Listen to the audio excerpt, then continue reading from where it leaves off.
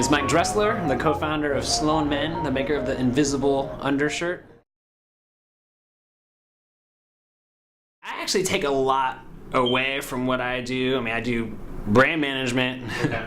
We do a lot of consumer research, a lot of packaging, a lot of digital marketing, that although it's at a very high level, tens of millions of dollars, that the core of it is actually very applicable to what I do. So I take bits and pieces of it and you know, apply that. I'll try to directly to what we're doing. Obviously, the products are totally different. I have a fraction of the dollars. Right. So I think what I learn is what are the core things if I really just had a fraction of the money? What is working on all the stuff that I do on my big job, and applying those things to my smaller job. I think a lot of the consumer learning stuff, we take a lot of that away at P&G.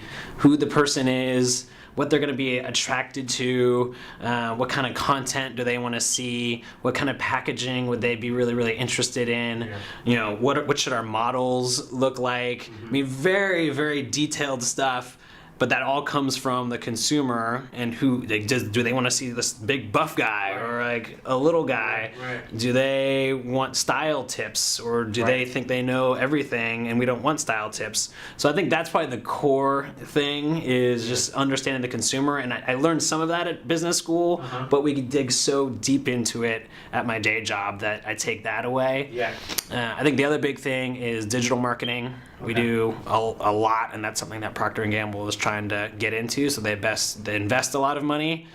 Some of the stuff works and some of the stuff doesn't work, and I really try to take away what those few things are that are working, as far as, you know, Facebook and Twitter, what content does really well. And I think it's a challenge for everyone, and we don't have it right. When you're just getting started, the money is so important. So we netted $15,000 for inventory, but if we did better and I had another 15, another 20, another 50, those it doesn't sound like a lot of money, but when you're just bootstrapping, that's you know, Google search stuff, that's social media dollars. Maybe we do some PR. We have samples that we can start sending out to people to try, whereas when you're kind of just starting off, I can't send a $34 undershirt to 1,000 people. Being naive and starting that, okay, we're going to start this thing. I'll call Macy's up, talk to the buyer. I didn't work? Yeah.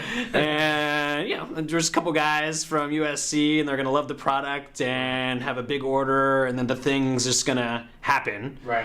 And we've talked to every retailer imaginable, and the feedback is, I mean, you guys need to do this on your own and get into boutiques. I need to see proven sales, proven logistically that you can manage a bigger supply, and that was a little eye-opening. So now we're on you know, year 2 of selling, and it's great. I think the growth is good, but for us, with all the work that we put into it ahead of time to get the website and the design, the logo, getting the shirt made, vendors, that when it goes live, you think something big is going to happen, and you wish it happened. But I think it was humbling a little bit for me to see that it takes a lot of work to get to a point where you can be successful, and I think we're successful right now. But I really thought that Macy's was going to be like, oh my God, this is the best thing ever, and have huge orders. But no. So I think it's just, you know, having patience, understanding that this is a long-term